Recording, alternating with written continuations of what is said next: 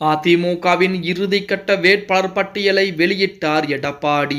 நண்பர்களே, அதிமுக தொண்டர்களாக இருந்தீங்க அப்படின்னா மறக்காம நம்ம சேனலை சப்ஸ்கிரைப் பண்ணிட்டு இந்த வீடியோக்கு ஒரு லைக் பண்ணிருங்க. அனைத்து இந்திய அண்ணா திராவிட முன்னேற்ற கழகத்தின் சார்பாக நேற்று தினம் எடப்பாடி பழனிசாமி அவர்கள் இறுதிக்கட்ட வேட்பாளர் பட்டியலை வெளியிட்டிருக்கிறார். அந்த வேட்பாளர் பட்டியலே யார் யார் இடம் பிடித்தார்கள், எத்தனை நபர்கள் இடம் பிடித்தார்கள் என தகவலை தான் இந்த வீடியோ பதிவிலே பார்க்க போகிறோம். அதிமுக சார்பிலே சென்னை வேட்பாளர் களமிறங்குள்ள நபர்களுடைய விவரங்கள் பட்டியல் என்பது தற்சமயம் வெளியிடப்பட்டிருக்கிறது. தமிழ்நாடு சட்டமன்ற தேர்தலில் அதிமுக சார்பிலே சென்னை உள்ளிட்ட 17 தொகுதியில் வேட்பாளராக களமிறங்கும் நபர்களுடைய விவரங்கள் உள்ளடக்கிய 3ஆம் கட்ட பட்டியலை பொதுச்செயலர் எடப்பாடி பழனிசாமி அறிவிப்பை கொடுத்திருக்கிறார். 1000 விளக்கு தொகுதியை பொறுத்தவரைக்கும் வளர்மதியும், அண்ணா நகர் தொகுதியை பொறுத்தவரைக்கும் கோகுல இந்திரா, சேப்பாக்கம் திருவல்லிக்கேணி தொகுதியை பொறுத்தவரைக்கும் ஆதி ராஜாராமும், அதேபோல துறைமுகம் தொகுதியை பொறுத்தவரைக்கும் ராயபுரம் மனோ, விருகம்பாக்கம் தொகுதியை பொறுத்தவரைக்கும் விருகை VN ரவி, தியாகராய நகர் தொகுதியை பொறுத்தவரைக்கும் தீநகர் சத்யா, வேளச்சேரி தொகுதி அசோக் அவர்கள், RK நகர் தொகுதி ராஜேஷ், வில்லிவாக்கம் தொகுதி SR விஜயகுமார், குளத்தூர் தொகுதி சந்தான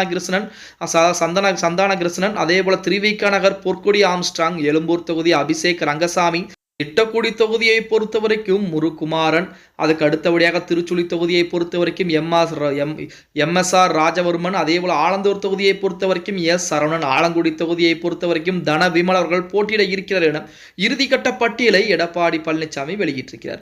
வேட்புமனு தாக்கல் தொடங்கும் நிலையிலே முதற்கட்டமாக 23 வேட்பாளர்கள் பெயர்களை இந்த வார தொடக்கத்திலே எடப்பாடி பழனிசாமி அறிவித்திருந்தார். அதனைத் தொடர்ந்து 127 வேட்பாளர்கள் அடங்கிய 2வது கட்ட பட்டியலையும் எடப்பாடி பழனிசாமி வெளியிட்டிருந்தார். அதன்படி 150 பேரில் 46 சிட்டிங் MLAக்களுக்கு வாய்ப்பு என்பது அளிக்கப்பட்ட நிலையிலே 17 பெண் வேட்பாளர்களுக்கும் வாய்ப்பு என்பது வழங்கப்பட்டிருக்கிறது.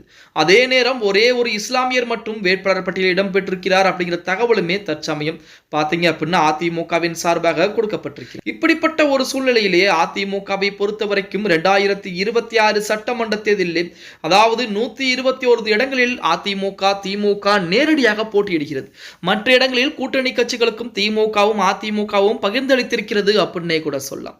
இப்ப திருவிக நகர் எடுத்துக்கிட்டீங்க அப்படின்னா ஆம்ஸ்ட்ராங், அதாவது பொற்கொடியுடைய ஆம்ஸ்ட்ராங்குடைய மனைவி பொற்கொடி அவர்களுக்கு வாய்ப்புகள் என்பது அதிமுகவின் சார்பாக இரட்டை இலை சின்னத்திலே கொடுக்கப்பட்டிருக்கிறது.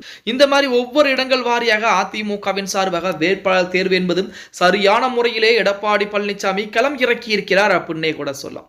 இந்த தேர்தலில் மட்டும் வேட்பாளர் தேர்வு சரியான முறையில் இருந்து கொண்டிருக்கிறது. அதிமுக தொண்டர்கள் அனைவரும் களத்திலே இறங்கி வேலைப்பாடுகளை பார்த்தால் இந்த 2026 சட்டமன்றத்தில் என்பது அதிமுகவின் கைவசம். அதை தவிர்த்து அதிமுக தொண்டர்கள் களம் இறங்கவில்லை என்றால் கண்டிப்பாக இந்த 2026 திமுகவின் கைவசம் போய்விடும். 2026 விஜய் வெற்றி பெறுவதற்கு வாய்ப்புகள் என்பது குறைவாகத்தான் இருக்கிறது. அதிமுகவா திமுகவா அப்படிங்கிற மிகப்பெரிய போட்டியில் யார் முன்னிலை வைக்கப் போகிறார்கள் அப்படிங்கிறத பொறுத்து பார்க்கலாம். ஓகே கைஸ், வீடியோ பிடிச்சிருந்தா மறக்காம லைக் பண்ணிருங்க. அப்படி நம்ம போடக்கூடிய வீடியோ பத்தின கருத்துக்களை கீழே மறக்காம கமெண்ட் பாக்ஸ்ல பதிவு பண்ணுங்க.